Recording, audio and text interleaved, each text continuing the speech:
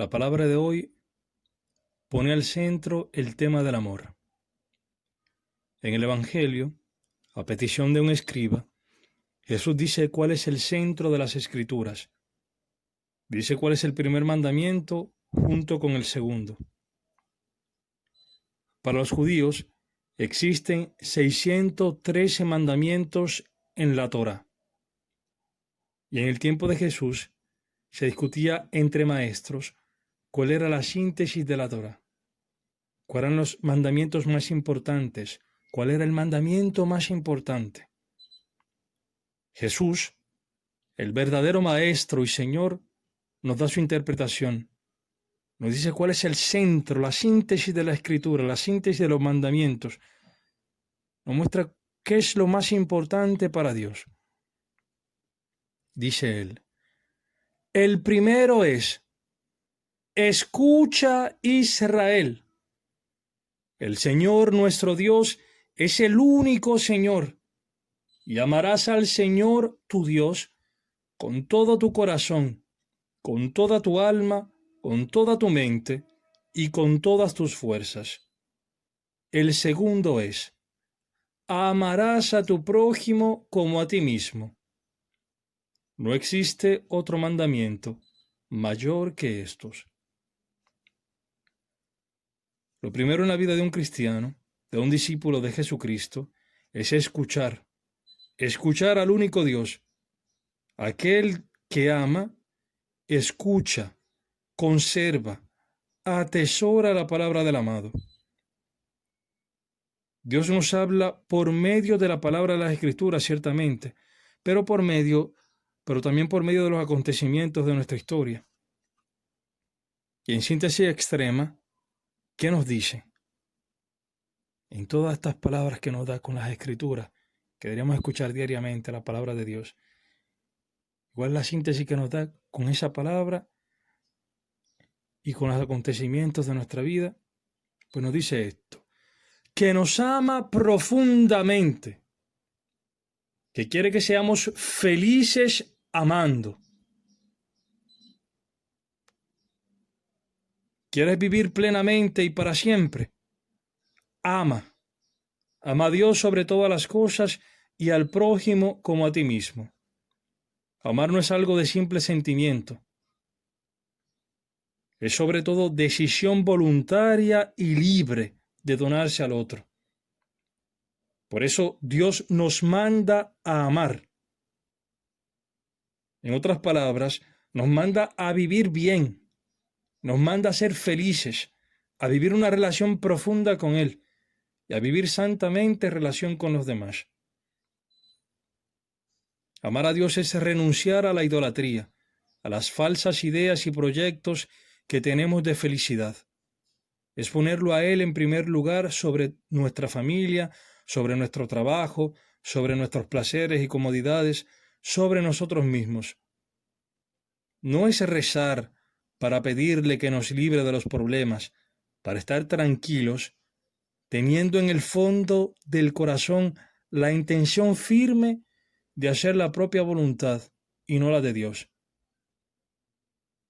Si vivimos en la oración, la Eucaristía, el culto, con la intención firme de no hacer la voluntad de Dios, de vivir según nuestros proyectos idolátricos de felicidad, nuestro culto, nuestra oración no es agradable a Dios. Es un hablar con nosotros mismos y no entrar en una relación sincera con Dios. Dios quiere el amor, la misericordia, la obediencia, la conversión sincera. Solo así nuestra oración, nuestro culto puede ser sincero. Solo así puede ser un diálogo con Dios. Ahora, ¿cómo confirmar que nuestra relación con Dios es sincera? El primer mandamiento se confirma en el segundo, en el amor al prójimo.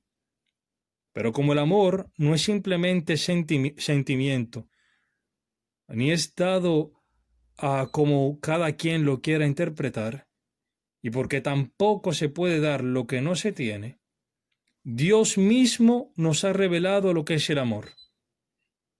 En el Evangelio de Juan, Jesús dice: Os doy un mandamiento nuevo, que os améis los unos a los otros, que, como yo os he amado, así os améis también vosotros los unos a los otros. Y dice San Juan en su primera epístola: En esto consiste el amor, el amor. En esto consiste el amor. No en que nosotros hayamos amado a Dios, sino en que Él nos amó y nos envió a su Hijo como víctima de expiación por nuestros pecados. Queridos, si Dios nos ha amado de esta manera, también nosotros debemos amarnos unos a otros. Nosotros amamos porque Él nos amó primero. Si alguno dice, yo amo a Dios, y odia a su hermano, es un mentiroso, pues quien no ama a su hermano, ¿a quien ve? No puede amar a Dios a quien no ve. Esto dice San Juan, el discípulo amado, aquel que ha experimentado el amor profundo de Jesucristo. En este amor de Dios manifestado en Jesús, es este amor de Jesús que mueve a San Pablo, lo mueve a dar testimonio, a sufrir por dar testimonio de Jesús. Testimonio que da a los demás por amor, para que se puedan encontrar con el amor de Dios que salva. Por eso en la primera lectura dice San Pablo: Acuérdate de Jesucristo, resucitado de entre los muertos, descendiente de David, según mi evangelio. Por él estoy sufriendo hasta llevar cadenas como un malhechor. Pero la palabra de Dios no está encadenada. Por esto todo lo soporto por los elegidos, para que también ellos alcancen la salvación que está en Cristo Jesús con la gloria eterna.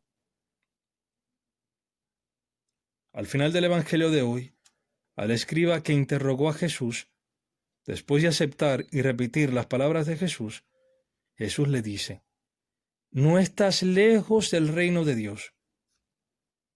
A este escriba le faltaba una cosa para vivir en el reino de Dios, y no estar simplemente lejos del reino.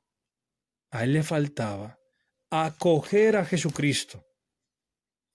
No se puede vivir verdaderamente el amor si no se acoge el amor de Dios revelado en su Hijo. Hermanos, acojamos a Jesús, creamos en Él, dejémonos amar por Él, que nos enseñe Él a amar, para que empecemos a vivir anticipadamente el reino de Dios aquí sobre la tierra, para que vivamos plenamente. Alabado sea Jesucristo.